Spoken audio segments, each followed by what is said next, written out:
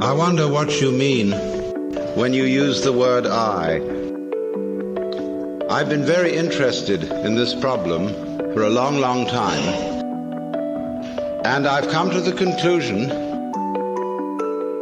that what most civilized people mean by that word is a hallucination.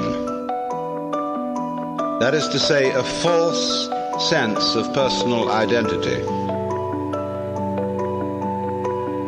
that is at complete variance with the facts of nature.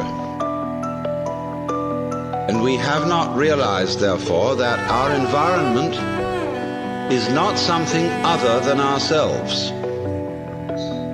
In assuming that it is, we have made a great mistake and are now paying the price for it.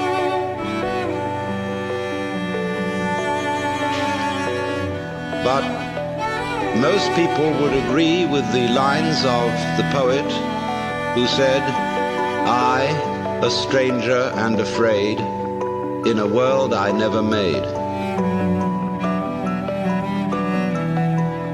Because we have the strong sensation that our own being inside our skin is extremely different from the world outside our skin.